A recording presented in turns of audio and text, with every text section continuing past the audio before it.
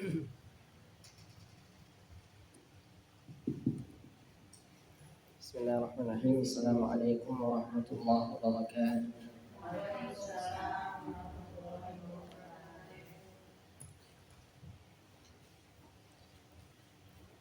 Alhamdulillahirabbil alamin. Alhamdulillahilladzi yuwafi ni'amahu wa yukafi'u mazidah. Lakal hamdu ya rabbana kama yanbaghi li jalalikal karim wa li 'azimi sultanik. Asyhadu an la ilaha illallah wahdahu la syarika lahu wa asyhadu anna Muhammadan 'abdullahi wa rasuluh wa safiyyuhu min khalqihi wa aminuh. Allahumma salli wa sallim wa barik wa zid ala abdika wa nabiyyika Muhammadin sallallahu alaihi wa ala alihi wa sahbihi ajma'in.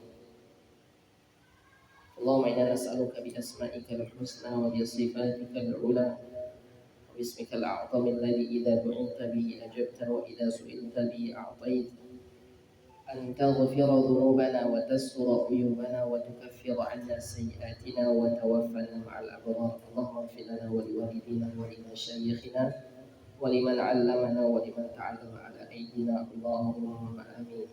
Alhamdulillah, puji syukur kehadirat Allah Subhanahu wa taala atas segala karunia nikmat yang Allah berikan kepada kita semua.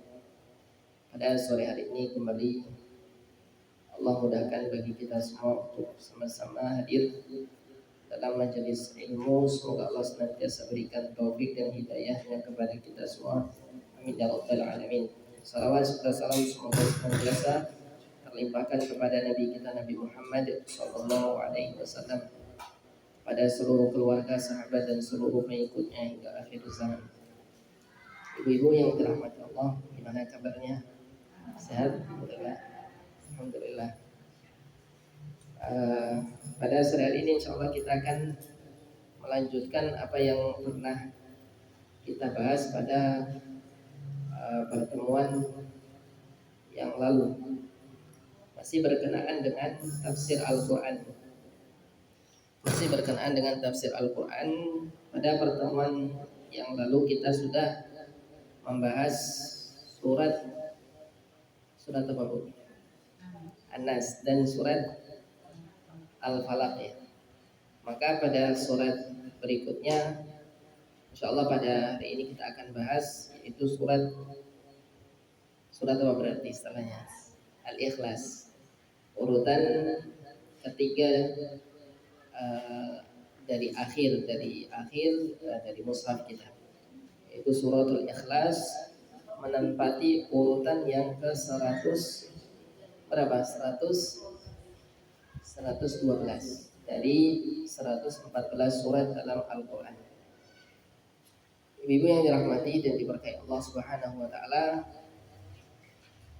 surat Al-Ikhlas yang akan kita bahas ini memiliki makna yang dalam, memiliki kandungan yang sangat istimewa, dan insya Allah nanti di dalamnya terdapat banyak sekali fadilah sehingga kita lebih bersemangat membaca Al-Ikhlas.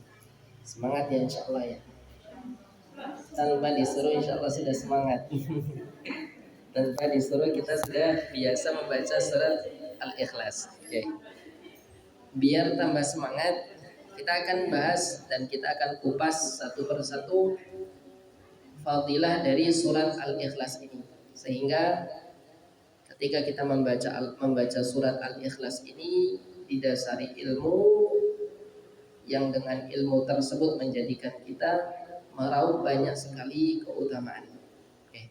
Sebelum kita membahas fadilah surat Al-Ikhlas dan juga makna yang ada di dalam surat Al-Ikhlas, maka surat Al-Ikhlas memiliki beberapa nama. Di antara nama yang populer yang sudah kita tahu sama-sama adalah surat Al-Ikhlas dinamakan dengan Al-Ikhlas. Jadi Al-Ikhlas dari kata khalasa atau akhlasa yukhlisu ikhlas, yang artinya adalah apa? Ikhlas, memurnikan. Jadi memurnikan. Ketika seseorang melakukan perbuatan ikhlas, berarti perbuatan tersebut murni dari hatinya, murni tanpa ada kotoran-kotoran hati, tanpa ada tujuan-tujuan yang tersembunyi. Semuanya karena murni dari hati nurani. Itu disebut dengan ikhlas. Maka kenapa Qul huwallahu ahad disebut dengan surat Al-Ikhlas? Karena di dalamnya mengandung makna memurnikan ibadah hanya kepada Allah saja, tidak kepada yang lain. Ini yang pertama. Yang kedua di antara nama yang disebutkan oleh para mufassirin ahli tafsir, nama yang kedua adalah apa Bu? Nama yang kedua adalah Qul huwallahu ahad. Gitu ya, Qul huwallahu ahad. Ayat yang pertama dijadikan sebagai nama oleh para ulama. Sehingga kalau nanti disebutkan di beberapa hadis itu secara spesifik menyebutkan Qul huwallahu ahad yang maknanya adalah menyebutkan surat Al-Ikhlas secara utuh, bukan ayat pertama saja. Ya, maka nama yang kedua adalah Qul huwallahu ahad. Yang ketiga, nama surat Al-Ikhlas adalah Al-Asas. Al-Asas. Apa itu Al-Asas? Asas kan sudah diserap oleh bahasa Indonesia, diserap bahasa Indonesia. Asas, dasar, betul, dasar, fondasi. Dikarenakan dalam surat Al-Ikhlas terkandung makna fondasi seorang muslim yang harus dijaga. Tidak boleh fondasi tersebut dikotori oleh sesuatu apapun. Tidak boleh rapuh fondasi tersebut, sehingga bangunannya akan menjadi bangunan yang kokoh. Itu yang ketiga. Yang keempat, surat Al-Ikhlas juga dinamakan kata para mufassirin As-Somad. Apa? As-Somad. Berdasarkan kata di dalam ayat yang kedua. Apa itu ayat yang kedua bunyinya? Allahus Somad. Yang ke berapa tadi? 4. Yang kelima adalah Al-Muqashqishah. Al-Muqashqishah. Al-Muqashqishah pakai qaf shin tak marbutah. Al-Muqashqishah. Kalau ditulis pakai bahasa Arab qaf shin nah, ada qaf sama shin. Kalau bahasa Indonesia qi o shin es y ya, muqashqishah. Muqashqishah artinya adalah berlepas diri. Karena surat Al-Ikhlas nanti mengandung sifat berlepas diri dari ibadah kepada selain Allah SWT. Oke. Yang terakhir, Al-Ikhlas memiliki nama Allahul Wahidus Somad. Allahul Wahidus Somad. Allahul Wahidus Somad. Okay. Itu diantara nama-nama dari surat Al-Ikhlas. Insya Allah nanti filenya nanti saya share, insya Allah, gitu ya. Kalau kurang jelas nanti bisa dilihat. Tapi kalau mau mencatat juga nggak apa-apa, gitu ya. Insya Allah dicatat sebagai pahala. Oke, surat Al-Ikhlas menempati urutan keberapa tadi? 112 secara urutan mushaf. Al-Fatihah, Al-Baqarah, kemudian Ali Imran, An-Nisa dan seterusnya. Sedangkan urutan turunnya beda antara urutan turun dengan urutan mushaf. Sedangkan urutan turunnya adalah urutan ke-21. 21. Jadi ya, 21 setelah surat An-Nas dan sebelum surat An-Najm. Setelah surat An-Nas, An-Nas dulu turun, setelah itu Al-Ikhlas, setelah itu An-Najm. Itu adalah yang perlu kita pahami dan ketahui dari surat Al-Ikhlas. Oke. Ibu yang dirahmati dan diberkahi Allah Subhanahu wa taala, sekarang kita masuk pada sababun nuzul. Apa itu sababun nuzul? Sebab turunnya surat Al-Ikhlas. Kadangkala surat dalam Al-Quran itu turun tanpa sebab. Allah menurunkan tanpa sebab. Tapi kadangkala Al-Quran itu, ayat dalam Al-Quran atau surat dalam Al-Quran turun karena suatu sebab, gitu ya. Dan Al-Ikhlas diantara surat yang memiliki sebab kenapa dia turun. Okay. Saya bacakan. Ada dua riwayat yang mengatakan bahwasanya ini merupakan sebab turunnya surat Al-Ikhlas. Diriwayatkan oleh Imam At-Tirmidzi dari Ubay bin Ka'ab. Annal musyrikina qalu li Rasulillah sallallahu alaihi wasallam, bahwasanya orang-orang Quraisy, orang-orang kafir Quraisy mengatakan kepada Nabi sallallahu alaihi wasallam, unsub lana rabbak, wahai Muhammad, nasabkanlah Tuhanmu kepada kami. Apa? Nasabkanlah Tuhanmu kepada kami. Karena pada zaman tersebut sudah biasa, menjadi kebiasaan. Jadi kebiasaan bahwa Tuhan itu memiliki nasab, baik itu ke atas ataupun ke bawah. Gitu ya. Orang Yahudi mengatakan bahwasanya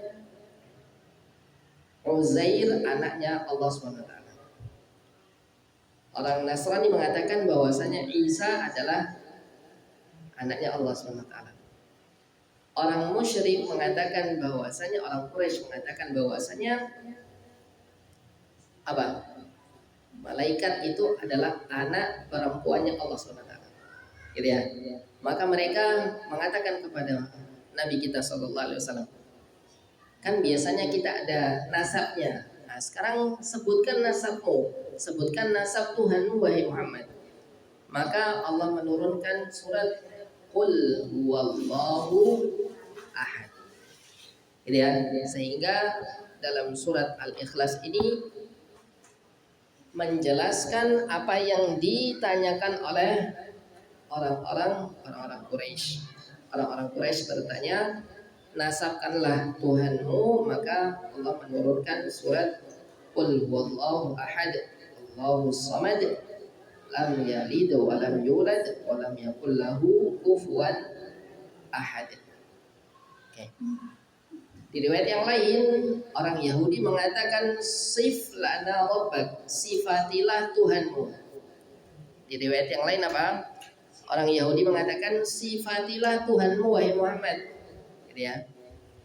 Tentunya Tuhanmu memiliki sifat-sifat, maka sifatilah Tuhanmu. Maka Allah menurunkan surat Qul huwallahu ahad, Allahus samad, lam yalid wa lam yulad wa lam yakul lahu kufuwan ahad. Oke. Ibu-ibu yang dirahmati dan diberkahi Allah Subhanahu wa taala, kita masuk pada keutamaan surat Al-Ikhlas. Keutamaan yang pertama, surat Al-Ikhlas setara dengan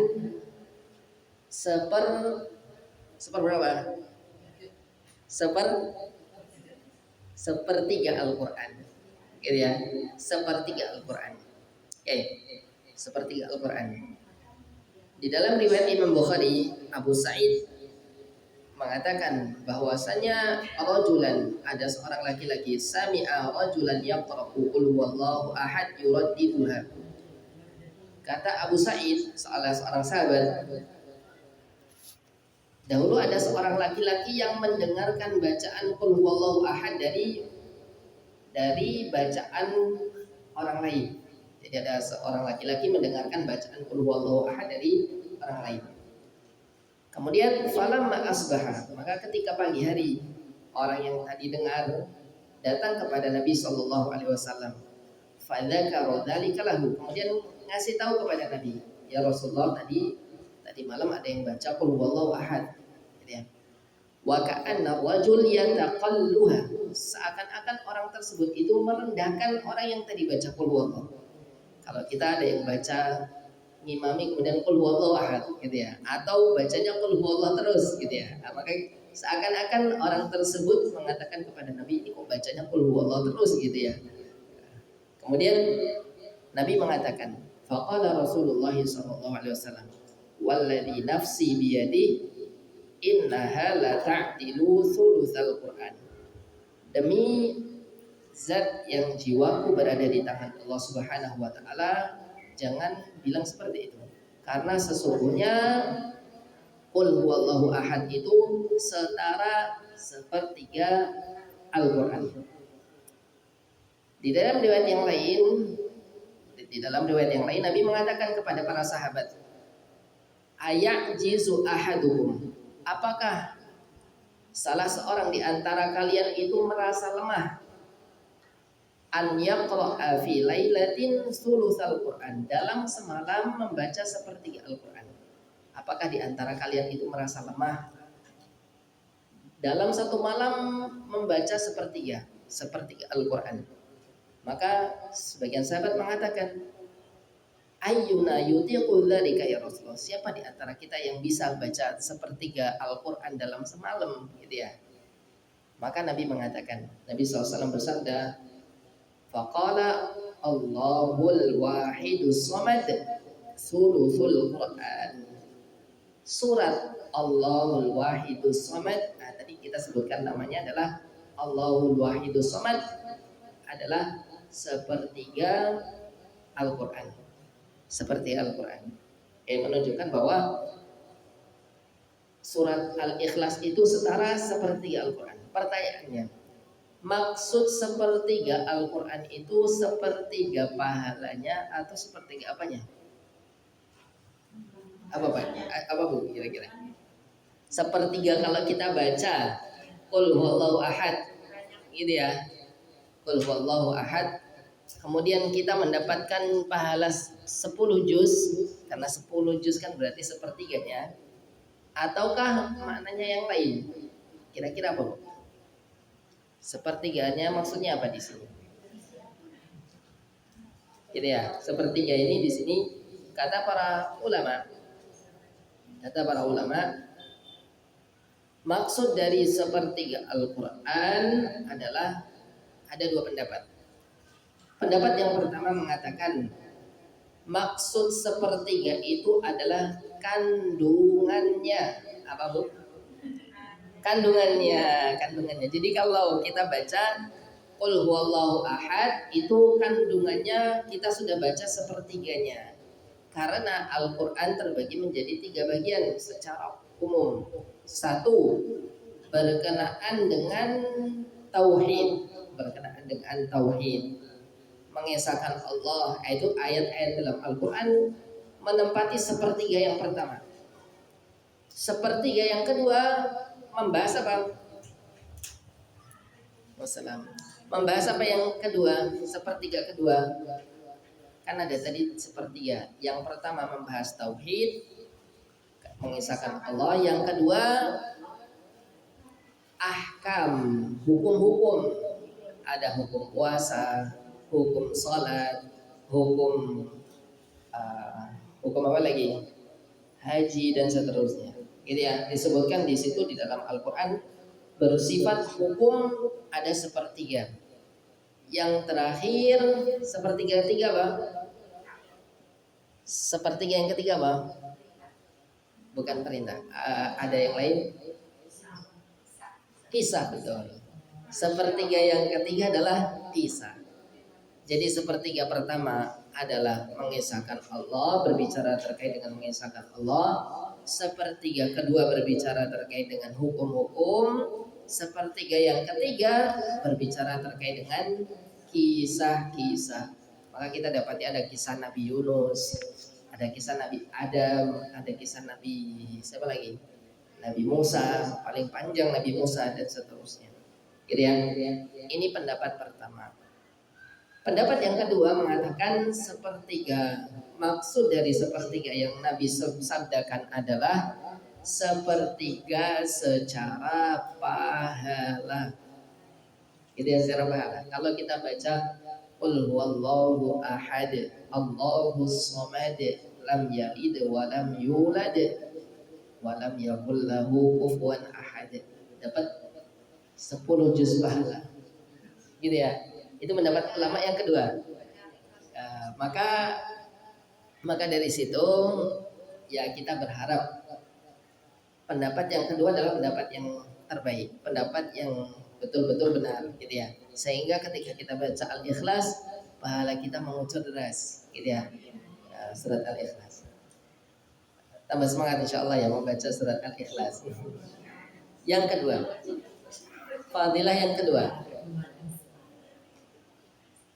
Orang yang membaca surat Al-Ikhlas akan mendapatkan cinta dari Allah Subhanahu wa taala. Orang yang baca Al-Ikhlas akan mendapatkan apa? Cinta dari Allah Subhanahu wa taala dengan catatan. Ada catatannya. Sehingga catatan tersebut harus kita tanamkan dan kita perhatikan betul. Sehingga ketika baca itu betul-betul kita dicintai Allah. Bukan hanya sekedar terpaksa bacanya surat Al-Ikhlas, gitu ya, karena apalagi surat Al-Ikhlas, maka kita baca surat Al-Ikhlas, bukan, tapi karena kecintaan. Sebagaimana di dalam hadis yang diriwayatkan Imam Bukhari dan Muslim, Nabi SAW pernah mengutus pasukan. Kemudian dalam satu pasukan tersebut ada seorang laki-laki yang dia setiap mengimami sholat ditutup dengan surat Al-Ikhlas. Jadi kan ada 2 rakaat, maka rakaat keduanya baca Al-Ikhlas. Ngimami lagi, kemudian rakaat keduanya ditutup dengan Al-Ikhlas lagi. Ngimami lagi, ditutup lagi dengan Al-Ikhlas lagi. Setiap ngimami bacanya apa? Al-Ikhlas. Oke, maka falamma raja'u, maka ketika mereka telah kembali kepada Rasulullah dan para sahabat yang lain, maka salah seorang dari para sahabat yang lain ini mengatakan kepada Nabi, mengadukan kepada Nabi, ya Rasulullah, bahwasanya sahabat ini kalau mengimami sholat bacanya Al-Ikhlas terus, gitu ya. Maka Nabi mengatakan, kalau begitu saluhu, tanyakan dia saja, jangan tanyakan ke saya, kata Nabi. Li ayyi syai'in sana'a dzalik. Kenapa dia baca Al-Ikhlas terus? Gitu ya. Maka para sahabat bertanya kepadanya, kepada orang tersebut. Maka dia mengatakan, li annaha sifatur rahman. Kata orang tersebut, karena kenapa saya baca Al-Ikhlas terus? Karena dalam surat Al-Ikhlas ada sifatnya Ar-Rahman. Itu saya bahas Allah Subhanahu wa taala. Fa ana uhibbu an aqra'a biha. Maka saya suka kalau baca sifat-sifat Allah tersebut. Maka Nabi mengatakan, akhbiruhu. Kalau begitu, wahai para sahabat, kasih tahu orang tersebut, annallaha ta'ala yuhibbuhu, bahwasanya Allah Subhanahu wa taala mencintai dia. Gitu ya. Berarti catatannya apa? Membaca surat Al-Ikhlas karena kecintaan terhadap kandungan surat Al-Ikhlas. Ketika kita sholat, ketika kita tilawah, maka harus ditanamkan saya baca Al-Ikhlas karena kenapa? Karena apa? Karena kecintaan. Karena saya suka sekali ini dalam Al-Ikhlas ini adalah merupakan kandungannya adalah sifat-sifat Allah Subhanahu wa taala. Ketika ditanamkan seperti itu, maka kita akan mendapatkan kecintaan Allah Subhanahu wa taala. Ini yang kedua. Dari hadis tersebut, kata para ulama, disimpulkan pula bolehnya kita membaca surat yang kita sukai. Tidak harus tidak harus satu surat khusus, enggak. Tetapi kita mau apapun baca surat dalam salat kita, dalam salat kita, maka boleh kita pilih. Saya sukanya surat apa contohnya? Saya sukanya contohnya Al-Baqarah, maka baca Al-Baqarah, gitu ya. Saya sukanya Ali Imran, saya bacanya Ali Imran. Boleh, boleh Bu, silakan. Kalau sukanya Ali Imran, silakan boleh dibaca surat Ali Imran, gitu ya. Dan seterusnya. Oke, maka ini yang perlu diperhatikan. Ini keutamaan yang kedua. Yang ketiga, saya agak cepat aja karena keutamaannya lumayan banyak. Yang ketiga, lebih spesifik lagi. Kecintaan kepada surat Al-Ikhlas bisa memasukkan seseorang ke dalam surga. Apa Bu? Kecintaan gitu ya, kepada surat Al-Ikhlas bisa memasukkan seseorang ke dalam surga. Oke, saya bacakan riwayatnya panjang sekali. Saya simpulkan dan saya bacakan secara cepat saja. Saya bacakan artinya saja. Dari Anas bin Malik radhiyallahu taala anhu, ada seorang laki-laki yang mengimami para sahabat di Masjid Quba. Ya. Dahulu ada yang mengimami di Masjid Quba. Maka ketika mengimami tersebut, dia baca surat Al-Ikhlas di awal. Setelah baca surat Al-Ikhlas, dia baca surat lain. Rakaat kedua dia baca Al-Ikhlas, kemudian baca surat lain. Gitu ya.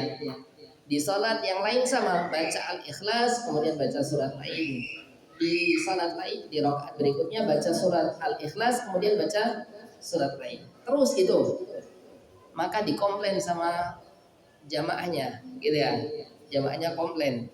Kenapa kok baca surat Al-Ikhlas kemudian surat yang lain? Kalau mau baca Al-Ikhlas ya Al-Ikhlas saja, kalau mau baca surat lain saja, nggak usah digabung-gabung gitu ya. Dikatakan kemudian diadukan kepada Nabi SAW. Maka setelah diadukan kepada Nabi, maka Nabi mengatakan, ya Fulan, wahai Fulan, kenapa kamu baca seperti itu? Kenapa kamu tidak menurut sama jamaah kamu saja? Gitu ya, bahasanya seperti itu. Maka orang tersebut mengatakan, ya Rasulullah, inni uhibbuha. Ya Rasulullah, saya suka sama Al-Ikhlas. Faqala Rasulullah SAW, maka Nabi bersabda, hubbuka iyyaha adkhalakal jannah. Kecintaanmu terhadap Al-Ikhlas bisa memasukkanmu ke dalam surga. Lagi-lagi kecintaan, gitu ya. Lagi-lagi apa Bu? Kecintaan harus ditanamkan ketika membaca surat Al-Ikhlas. Maka dari sini bolehnya seseorang sholat membaca lebih dari satu surat, boleh. Jadi ya boleh membaca surat Al-Ikhlas, kemudian surat An-Nas. Yang pertama surat Al-Ma'un, yang kedua surat Al-Kautsar, boleh, dan seterusnya. Tidak harus satu. Yang keempat adalah keutamanya luar biasa. Perbuatan atau yang akan kita lakukan itu sedikit tetapi ganjarannya luar biasa. Akan tetapi, ibu-ibu yang dirahmati Allah Subhanahu wa taala, hadis ini diperselisihkan. Sebagian mengatakan sahih, sebagian mengatakan hadis ini lemah.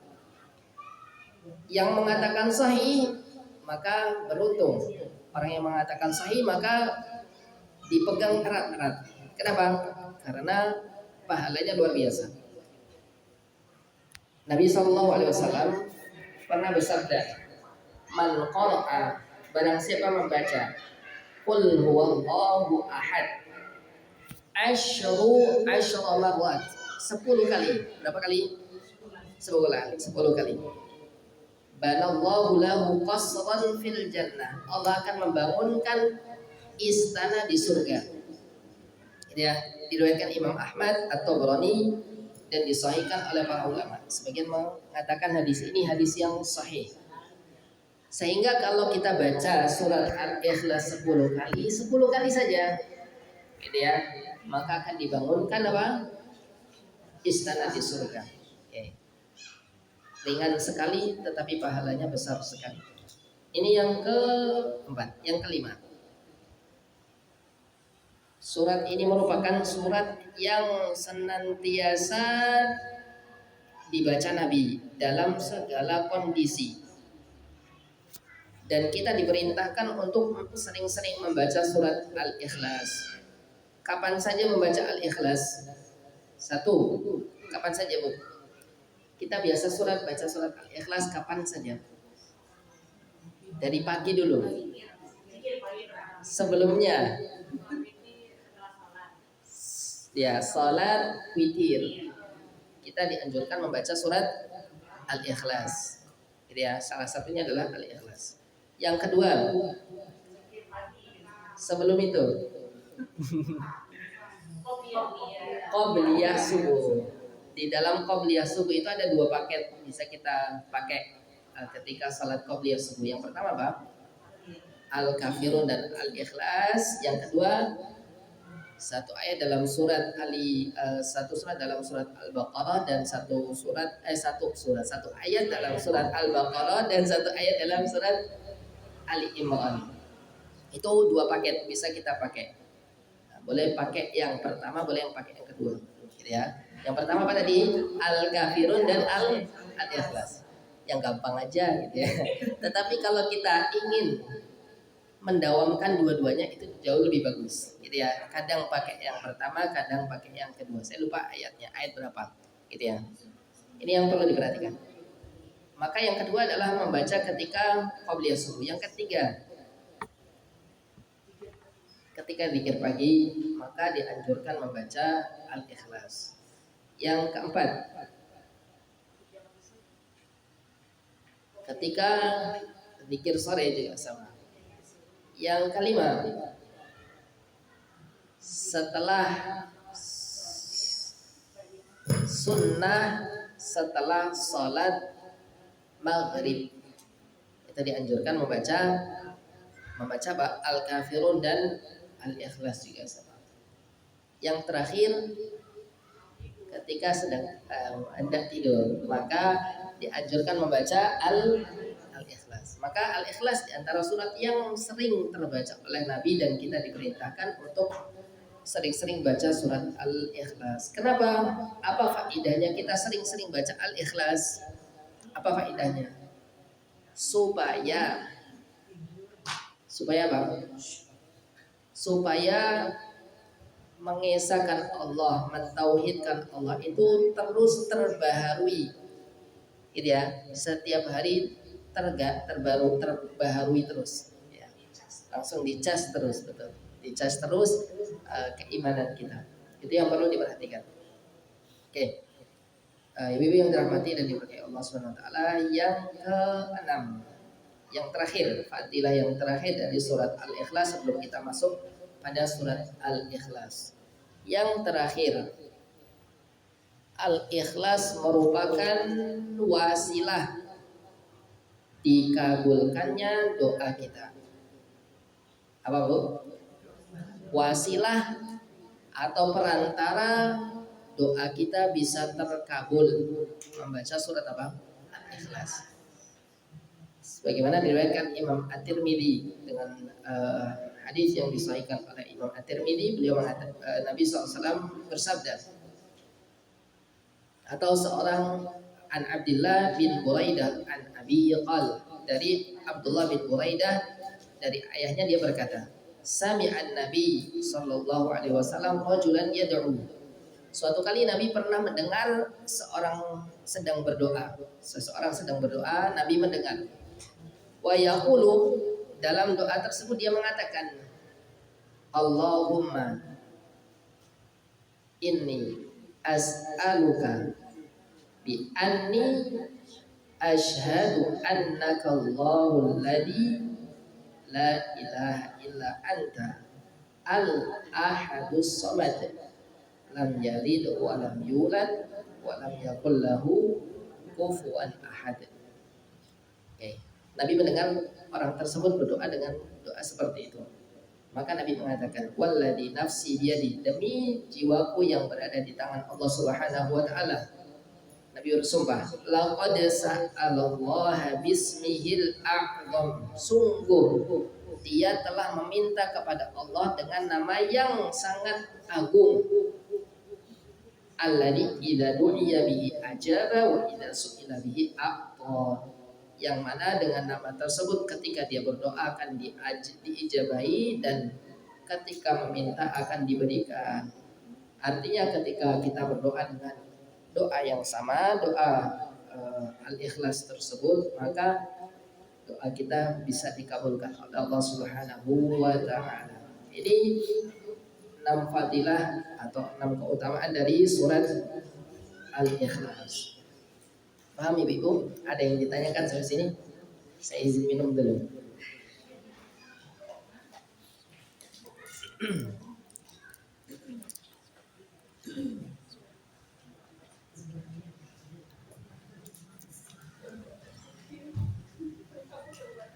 Ini 6 fadilah dari surat Al-Ikhlas. Oke. Sudah merasa ingin baca surat Al-Ikhlas? Sudah tambah semangat baca surat Al-Ikhlas? Harusnya tambah semangat. Al-Ikhlasnya harus terbaca terus nih. Gitu ya. Oke. Ibu yang dirahmati Allah Subhanahu wa taala. Surat Al-Ikhlas, kenapa di antara kata para ulama, kenapa surat Al-Ikhlas merupakan surat yang agung, yang mulia? Kenapa, Bu? Karena di dalamnya hanya membahas Allah Subhanahu wa taala. Tidak dibahas di dalamnya makhluk sedikit pun. Tidak disebutkan di situ manusia sedikit pun. Hamba-hamba Allah sedikit pun tidak disebutkan. Hewan tidak disebutkan dan semuanya tidak disebutkan. Hanya Allah Subhanahu wa taala beserta sifat-sifat Allah Subhanahu wa taala. Maka surat Al-Ikhlas merupakan surat yang mulia. Sebagaimana ada satu ayat dalam Al-Qur'an, kata para ulama, merupakan ayat terbaik, ayat paling utama, ayat yang paling mulia dibandingkan dengan ayat-ayat yang lain. Ayat apa itu? Ayat yang kandungannya hampir sama seperti Al-Ikhlas, dan kata para ulama merupakan ayat terbaik. Ayat kursi, betul. Gitu ya, ayat kursi. Kenapa? Ayat kursi hanya membahas Allah Subhanahu wa taala. Ayat kursi merupakan ayat yang utama. Sehingga sama Al-Ikhlas karena hanya membahas Allah Subhanahu wa taala, tidak membahas makhluk, maka kata para ulama merupakan surat yang paling utama. Sebagaimana ayat kursi merupakan ayat terbaik. Itu yang perlu diperhatikan. Maka di dalam surat Al-Ikhlas terdapat 5 kandungan. 5 kandungan yang perlu kita perhatikan. Yang pertama adalah mengesahkan Allah dan tidak berbuat kesyirikan atau menyekutukan Allah Subhanahu wa taala. Yang kedua, ini makna secara umum. Makna yang kedua adalah bahwasannya setiap makhluk itu membutuhkan Allah, sedangkan Allah Subhanahu wa taala tidak membutuhkan sedikit pun makhluknya. Yang kedua. Yang ketiga, Allah Subhanahu wa taala la bidayatalah, tidak ada yang mendahului. Yang keempat, wala nihayatalah, Allah Subhanahu wa taala tidak ada yang mengakhiri. Allah yang pertama dan Allah yang terakhir. Yang kelima, yang terakhir, la masilalah, tidak ada yang serupa dengan Allah. Ini kandungan secara umum pada surat Al-Ikhlas. Oke. Setelah kita membahas kandungan, kita membahas fadilah dari surat Al-Ikhlas, sekarang kita masuk pada kandungan satu persatu, sehingga ketika kita baca, kita paham apa yang harus kita pikirkan, gitu ya, sehingga kita paham apa yang harus dipikirkan. Karena kan ketika salat, contoh ketika salat, apa yang harus dilakukan ibu-ibu ketika salat? Seseorang dikatakan khusyuk itu ketika salatnya ngapain? Gitu ya. Apakah melamun? Apakah mikirin yang lain, gitu ya? Bagaimana dikatakan khusyuk? Kata para fuqaha, dikatakan khusyuk itu ketika seseorang dalam sholatnya merenungkan bacaan sholat tersebut. Kalau surat berarti direnungkan suratnya, satu ayat direnungkan. Kalau bacaan tasbih maka direnungkan tasbih tersebut. Tasbih itu menghilangkan segala keburukan dari Allah dan seterusnya. Kemudian ketika tasyahud, apa yang dia baca direnungkan. Nah, maka itu disebut dengan orang yang khusyuk dalam salatnya. Di antara makna khusyuk adalah dia merenungkan setiap apa yang dia baca. Jadi tidak sekedar membaca sebagai rutinitas, bukan hanya sekedar Allahu Akbar kemudian dibaca Al-Fatihah, baca cepat selesai. Nah, tetapi setiap huruf yang dia baca dia harus renungkan apa maknanya. Maka dari sini kita berusaha ayat-ayat yang pendek itu kita paham maknanya, sehingga ketika kita salat itu maksud dari ayat tersebut ini kita bisa merenungkan satu persatu. Jadi ya, ini pentingnya kita mengkaji surat-surat dalam Al-Quran dimulai dari surat-surat pendek, karena surat pendek yang biasa kita baca dan biasa kita hafalkan. Jadi ya, bukan kita dari awal Al-Baqarah gitu ya. Al-Baqarah tidak teraplikasikan di dalam kehidupan kita, tetapi kita cari yang paling pendek dulu supaya setiap hari ketika kita baca kita tahu ini adalah maknanya seperti ini. Oke. Sekarang kita masuk pada ayat yang pertama. Ayat yang pertama bunyinya adalah Qul huwallahu ahad. Qul huwallahu ahad. Kata dulu kita akan bahas satu Qul. Qul artinya apa? Katakanlah, pakai qaf. Kalau pakai kaf jadinya makanlah gitu ya. Qul harus qaf, jangan kul. Nah, kalau kul jadinya makanlah, kan jadinya maknanya rusak gitu ya. Tetapi katakanlah qul. Qaf berada pada tenggorokan bagian belakang, tenggorokan lidah bagian belakang. Qaf di belakang sini, kalau kita umpamakan lidah, qaf itu paling belakang, depannya sedikit kaf gitu ya. Ka belakang o u gitu ya, qaf. Oke. Nanti jadi belajar tajwid. Oke, qaf qul maka dibaca qul. Ini yang perlu diperhatikan. Maka sehingga dari situ maknanya menjadi katakanlah. Siapa yang harus mengatakan? Setiap orang muslim gitu ya. Pernyataan qul bagi Nabi SAW dan setiap orang yang mengikuti Nabi. Qul, katakanlah, yaitu katakanlah wahai Muhammad, dan katakanlah wahai umatnya Nabi Muhammad gitu ya. Apa yang harus dikatakan? Atau dari sini diambil kesimpulan, ada faedah penting. Faedah pertama, bahwasannya kata qul di sini menunjukkan bahwasannya Nabi hanya penyampai saja, gitu ya. Karena yang menyuruh siapa? Allah Subhanahu wa taala. Dari sini bahwasanya Nabi itu hanya menyampaikan risalah. Gitu. Yang pertama, yang kedua, sebagai bantahan ada yang mengatakan Quran itu adalah buatan Nabi. Nah, ini adalah bantahan. Kenapa? Karena Allah jelaskan di situ. Qul, katakan wahai Muhammad. Artinya berarti yang berbicara bukan Nabi SAW. Itu yang perlu diperhatikan. Kemudian huwallahu ahad. Dia adalah Allah Subhanahu wa taala yang Maha Esa, satu. Jadi ya. Maka dari sini dulu yang dirahmati Allah Subhanahu wa taala, kata para ulama, saya bacakan. Makna dari qul huwallahu ahad artinya adalah huwal wahidul ahad. Dia adalah satu, tunggal. Alladzi la nadhiralah, yang tidak ada tandingan. Wala wazira, dan tidak ada pembantu.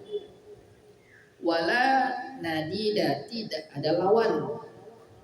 wala syabiha, tidak ada yang menyerupai Allah Subhanahu wa taala, wala adila, tidak ada yang sebanding.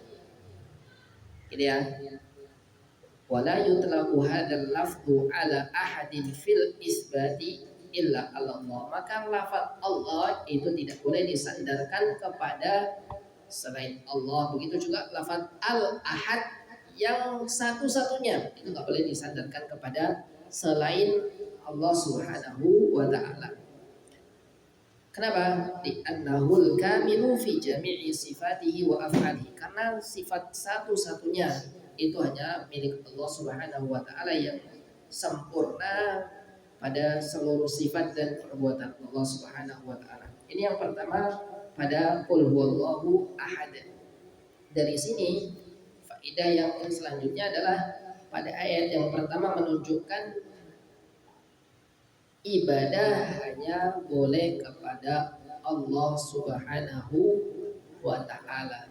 Nanti ketika kita masuk pada surat Al-Kafirun, di antara sebab nuzulnya adalah Nabi diminta oleh orang-orang Quraisy, wahai Muhammad, kalau kamu tidak mau beribadah dengan kami, ya sudah, saya dan kaum saya orang-orang Quraisy beribadah selama 1 tahun ikut kamu. Kemudian di tahun berikutnya nanti kamu ikut kami. Gitu ya. Maka turun surat apa? Qul ya ayyuhal kafirun sampai lakum dinukum waliyadin. Maka dari situ tidak diperbolehkan beribadah kepada selain Allah Subhanahu wa taala.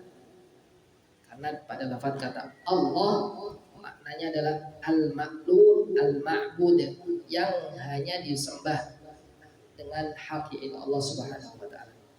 Ini yang pertama. Yang kedua, Allahus Samad. Dialah Allah Subhanahu wa taala As-Samad. Ada yang buat terjemahan di situ, terjemahnya apa? Allah tempat meminta segala sesuatu, gitu ya. Allah tempat meminta segala sesuatu. Dan ini mirip dengan tafsiran para ulama. Di antara tafsiran para ulama adalah makna kata as-samad sebagaimana diriwayatkan dari Ibnu Abbas. Makna as-samad adalah yaitu alladzi yasmudul khalaiqu ilaihi fi hawaijihim wa masailihim, yaitu zat tempat kembalinya setiap hamba di dalam hajat-hajat mereka, kebutuhan-kebutuhan mereka, wa masailihim, dan masalah-masalah mereka. Itu yang hampir sama. Yaitu Allah adalah zat satu-satunya yang menjadi tempat kembali bagi setiap makhluk dalam urusan mereka dan dalam kebutuhan mereka. Itu adalah sifat as-samad. Artinya apa? Setiap urusan kebutuhan kita kembalinya kepada siapa? Allah. Mintanya hanya kepada Allah Subhanahu wa taala. Ketika seseorang dalam kondisi sehat, kemudian tiba-tiba divonis kanker contohnya, maka yang harus tempat kembali pertama adalah Allah Subhanahu wa taala. Ini ya. Hajat pertama kali itu harus dikembalikan kepada Allah, karena Allah lah As-Samad. Allah lah zat yang tempat kembalinya segala urusan. Dari sini ibu yang dirahmati Allah Subhanahu wa taala, ada satu perkataan yang bagus dalam satu buku yang dituliskan oleh Ali Al-Afifi, buku yang kemudian nanti menjadi bestseller di Timur Tengah, gitu ya. Buku yang bestseller. Di antara kutipannya, kalimat yang bagus adalah kullu aridin ya'rid innama huwa risalatun taqulu lak. Kata beliau, setiap ada masalah, setiap ada sesuatu yang mengganjal, menjadi penghalang bagi kita, semua itu adalah risalah. Apa itu risalah? Risalah apa risalah? Risalah. sudah diserap bahasa Indonesia. Risalah, pesan, gitu ya, pesan. Penghalang tersebut adalah merupakan pesan. Pesannya apa? Pesan tersebut berkata, ladaika faltaji ilaihi. Pesan tersebut, penghalang-penghalang yang sedang kita hadapi itu mengatakan, engkau itu punya Tuhan, engkau itu punya Allah. Kembali kepada Allah. Seakan-akan seperti itu ketika kita dapat masalah nih. Kemudian seakan-akan masalah itu mengatakan kepada Anda bahwasanya Allah adalah tempat kembali. Ngapain dipikirin? Allah ada, gitu ya. Allah adalah tempat kembali. Kata beliau, al-maradu risalatun litadilla lahu. Penyakit merupakan pesan supaya kita banyak merendah kepada Allah. Wal faqru barqiyatun litasjudalah. Kefakiran, kekurangan harta itu merupakan pesan agar engkau memperbanyak sujud kepada Allah. Wad-dha'fu, kelemahan jiwa, mukalamah taqulu lak istajlib al-quwwah minal qawi. Kata beliau, kelemahan yang ada pada dirimu itu merupakan pesan bahwasanya engkau itu harus bersandar kepada zat yang kuat. Gitu ya. Al-hayatu kulluha tasruhu fi wajhika. Kata beliau, kehidupan seluruh ini seakan-akan berteriak kepada kita, berteriak di hadapan kita. Ladaika rabbun usmud ilaihi. Engkau punya Allah, bersandarlah kepadanya. Itu makna as-somad. As-somad artinya adalah dan yang harus disandarkan kepadanya segala sesuatu. Jadi ya, kenapa? Karena Allah Subhanahu wa taala dan yang paling mencintai kita. Dan yang paling mencintai kita daripada ibu kita, ayah kita. Kalau kita merenungkan satu ayat dalam surat At-Talaq. Surat At-Talaq. Surat At-Talaq antara surat yang membahas hukum-hukum talak. Nanti di ayat kesekian Allah Subhanahu wa taala menyebutkan ketika suami istri itu telah terjadi talak, maka yang pertama kali tidak boleh wanita yang telah ditalak tersebut dikeluarkan dari rumah, itu nggak boleh. Itu Allah sebutkan dalam surat At-Talaq. Maka wanita yang sudah ditalak tersebut di dalam rumah, kata Allah, askinuhunna min haitsu sakantum min wujdikum. Wanita tersebut jaga, dikasih tempat tinggal, jangan dikeluarkan, gitu ya, sebagaimana kalian tinggal. Kemudian wala tudharruhunna litudayyiqu alaihin. Setelah wanita tersebut ditalak, masih di dalam satu rumah, jangan engkau persempit rumah tersebut. Maksudnya persempit itu bukan bangunannya disempitkan, bukan, tetapi apa? Dicaci, dimaki dan seterusnya. Sehingga apa? Sehingga wanita tersebut merasa sempit di rumah tersebut, gitu ya. Kata Allah, jangan dibuat sempit. Kemudian nanti setelah itu Allah Subhanahu wa taala berbicara terkait dengan kalau wanita tersebut hamil, maka dikasih infak, tetap dikasih uang, dikasih harta supaya dia bisa kehamilannya tetap lancar. Ketika telah melahirkan, kemudian menyusui, kemudian Allah Subhanahu wa taala mengatakan, kalau wanita tersebut menyusui anaknya, maka bayar air susu anak tersebut. Suruh apa? Suruh dibayar, gitu ya. Ayatnya berbunyi, wa in kunna ulati hamlin fa anfiqu alaihinna, kemudian fa in ardaqna lakum fa atuhunna ujurahunna. Kalau dia menyusui, maka kasih bayaran air susu tersebut, dibayar, gitu ya. Kemudian Allah sebutkan, ternyata kalau wa'tamiru bainakum bima'ruf, musyawarahkan dulu berapa bayarannya, disuruh seperti itu kata Allah. Setelah dimusyawarahkan, Kemudian Allah mengatakan, wa in ta'asartum, kalau ternyata kalian berdua itu nggak sepakat bayaran tersebut, bayaran air susu tersebut, gitu ya, tidak sepakat, gitu ya, fasaturdi'u lahu ukhra, maka biarkan wanita lain yang menyusui anak tersebut, gitu ya, biarkan wanita lain yang menyusui anak tersebut kemudian bayar wanita tersebut. Kata para ulama, ayat ini menunjukkan cintanya Allah kepada makhluk lebih dari orang tua. Kenapa? Ketika ayah itu nggak mau bayarin buat anaknya air susu, ibunya nggak mau merendahkan harganya sehingga anaknya bisa dapat air susu. Keduanya itu memiliki ego masing-masing, nggak mau kalah satu sama lain. Artinya nggak sayang sama anaknya. Siapa yang sayang? Allah Subhanahu wa taala. Fasaturdi'u lahu. Biarkan biar, ya udah kasih yang lain. Biar dia ada yang menyusui. Itu ya. Menunjukkan bahwa Allah itu mencintai hambanya lebih daripada orang tua kita. Gitu. Allah Subhanahu wa taala lebih mencintai daripada kedua orang kita ya. Kedua orang tua kita. Itu yang perlu diperhatikan. Kemudian ayat yang selanjutnya. Ayat yang selanjutnya.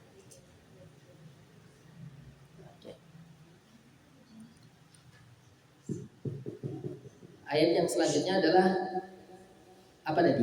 Allahus Samad. Allah adalah zat tempat kita bergantung, mengembalikan segala urusan kita.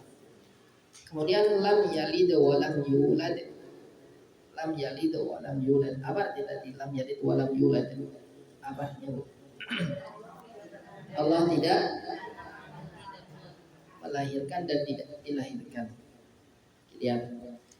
Dari ayat tersebut kata para ulama, kata Imam Qatadah dalam tafsir beliau mengatakan bahwasanya orang-orang Arab mereka mengatakan al malaikatu banatullah, malaikat itu adalah anak perempuannya Allah. Wa qalatil yahud, orang-orang Yahudi mengatakan Uzairun ibnullah, Uzair itu anaknya Allah. Wa qalatin nasara, nasara mengatakan al-masihu ibnullah, al-masih Isa adalah anak Allah. Fa akdzabahumullah, maka Allah mendustakan mereka semua. Allah Subhanahu wa taala membantah tuduhan itu semua dengan kata lam yalid wa lam yulad. Itu yang perlu diperhatikan. Maka dari sini kata para ulama, dalam ayat tersebut menunjukkan bahwa ayat tersebut membantah 3 golongan sekaligus. Membantah berapa golongan? 3 golongan sekaligus. Ini yang perlu diperhatikan. Yang terakhir, walam yakul lahu kufuwan ahad. Allah Subhanahu wa taala tidak memiliki sedikit pun, atau walam yakul lahu kufuwan ahad, Allah Subhanahu wa taala tidak ada yang sebanding, setara, sekufu dengan Allah Subhanahu wa taala. Tidak ada satu makhluk pun yang sama dengan Allah Subhanahu wa taala.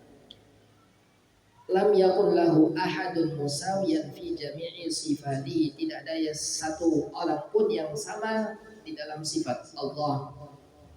Gitu ya. Begitu pula perbuatan Allah dan seterusnya. Itu yang perlu diperhatikan pada ayat pertama sampai ayat terakhir. Selesai habis.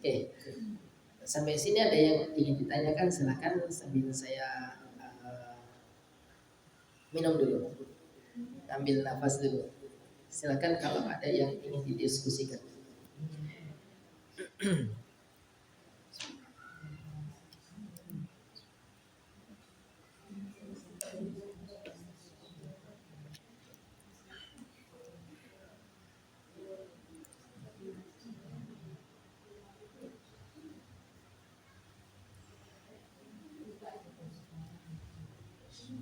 Silakan kalau ada yang ingin ditanyakan boleh. Kalau kurang nanti insya Allah, catatannya kurang nanti insya Allah saya kirim catatannya insya Allah. tiga golongan tersebut. Maksudnya adalah gimana Bu? Tiga golongan tersebut mengatakan bahwasanya Allah Subhanahu wa taala memiliki anak. Gitu ya.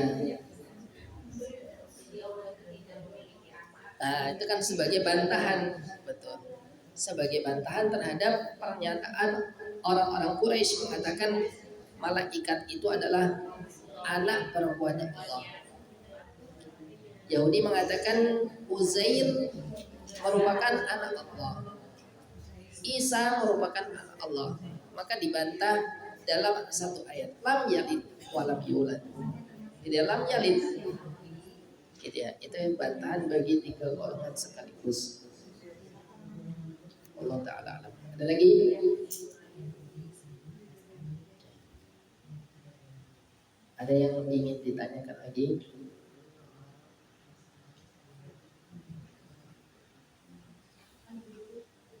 Tidak ada? Alhamdulillah kalau tidak ada. Gitu ya.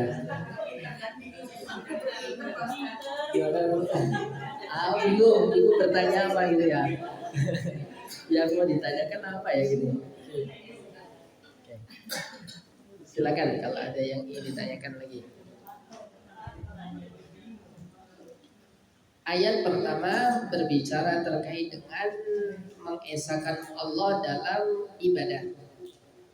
Ayat kedua mengisyaratkan ibadah atau keyakinan sifatnya rububiyah. Apa itu rububiyah? Yaitu satu, yang mengatur hanya Allah, yang menciptakan hanya Allah, yang memberi rezeki hanya Allah, dan yang menguasai alam semesta adalah Allah Subhanahu wa taala. Empat hal tersebut. Gitu ya. Jadi ayat pertama berbunyi atau mengisyaratkan ibadah hanya kepada Allah. Ayat kedua mengisyaratkan bahwa kita harus meyakini rububiyah Allah. Apa itu rububiyah?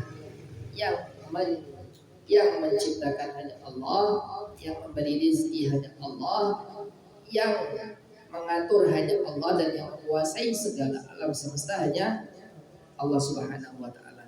Itu yang perlu diperhatikan. Kemudian ayat ketiga apa tadi?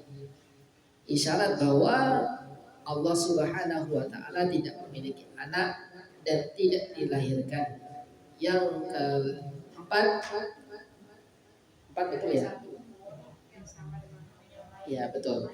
Yang keempat, ya tidak ada yang menyamai Allah dalam segala sifat Allah Subhanahu wa taala, perbuatan Allah Subhanahu wa taala. Sehingga ketika kita salat, ketika kita membaca, itu harus direnungkan. Kalau direnungkan maka disebut dengan tadabbur Al-Qur'an.